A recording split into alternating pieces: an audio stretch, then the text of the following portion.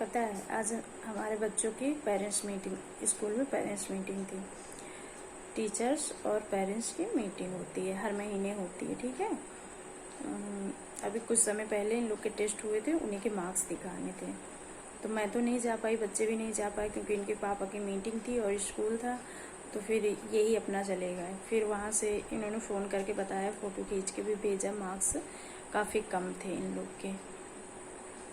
इतने भी कम नहीं थे, लेकिन हाँ पहले के अकॉर्डिंग अब कम आते हैं मार्क्स। 2-3 बार से ऐसी शिकायत हो रही है।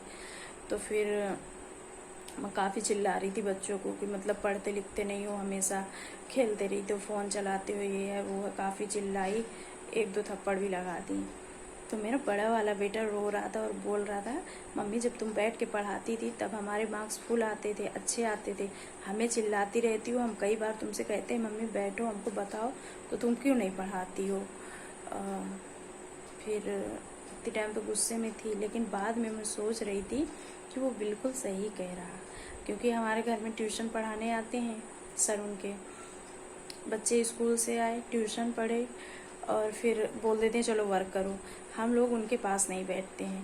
भाई बच्चे पढ़ने लगे, हम इधर काम कर रहे हैं, काम से फ्री हुए तो बैठ के जाते हैं फ़ोन लेके। आजकल सबसे बुरी चीज़ तो फ़ोन ही है, फ़ोन चलाते रहते हैं। तो इस वजह से बच्चों के ऊपर उतना ध्यान नहीं दे पाते हैं। कभी कभी बड़ों जैसी बातें बच्चे भी कुछ सिखा देते हैं हमें। उसकी बात मुझे अच्छी लगी, वो सच कह रहा था। बच्चों को बर्बाद होने में, बर्बाद जब बच्चे होते हैं तो मानते हैं 50% उनकी गलती होती है, लेकिन 50% पेरेंट्स की भी गलती होती है। क्योंकि हम लोग अच्छे से उनको देखते ही नहीं, उनके ऊपर ध्यान नहीं देते हैं।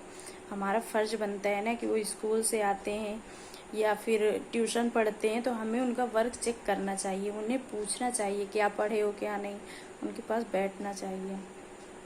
सभी लोग को ऐसा करना चाहिए, बच्चों को अपने टाइम देना चाहिए, देखना भी चाहिए क्या पढ़ते हैं, कैसे पढ़ते हैं। मुझे तो अब समझ में आ गया, मेरे बच्चे ने ही समझा दिया मुझे।